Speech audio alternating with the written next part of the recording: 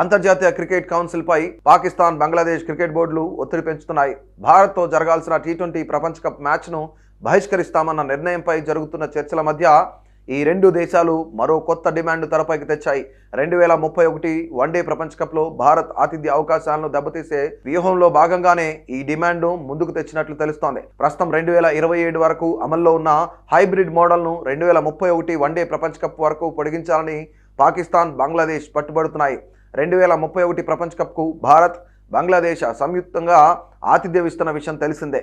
ఒకవేళ ఈ డిమాండ్కు ఐసీసీ అంగీకరిస్తే పాకిస్తాన్, బంగ్లాదేశ్ తమ మ్యాచ్లన్నీ భారత్లో కాకుండా బంగ్లాదేశ్లోనే ఆడే అవకాశం లభిస్తోంది. భారత్తో ఈ నెల 15న కొలంబోలో జరగాల్సిన టీ20 ప్రపంచ కప్ మ్యాచ్ను బహిష్కరించాలన్న పాకిస్తాన్ నిర్ణయంపై చర్చించేందుకు ఆదివారం లాహోర్లోని గడాఫీ స్టేడియంలో ఐసీసీ, బీసీబీ ప్రతినిధుల మధ్య ఉన్నత స్థాయి సమావేశం జరిగింది.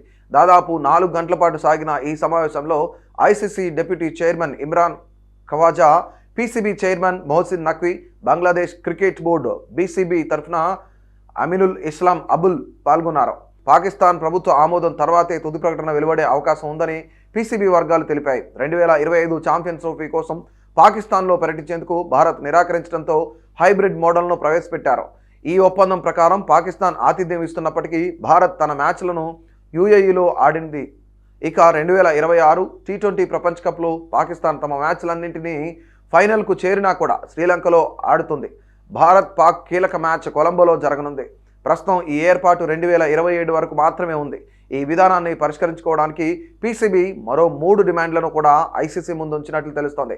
బంగ్లాదేశ్కు పెరిగిన పరిహారం అందించడం, టీ20 ప్రపంచ కప్ నుంచి వైదొలిగినప్పటికీ బంగ్లాదేశ్కు పార్టిసిపేషన్ ఫీజు చెల్లించడం, భవిష్యత్తులో తమకు మరో ఐసీసీ ఈవెంట్ నిర్వహణ హక్కులు ఇవ్వడం వంటివి ఈ డిమాండ్లలో ఉన్న ఈ పరిణామాలతో టీ20 మ్యాచ్ను వివాదం మరింత సంక్లిష్టంగా మారింది.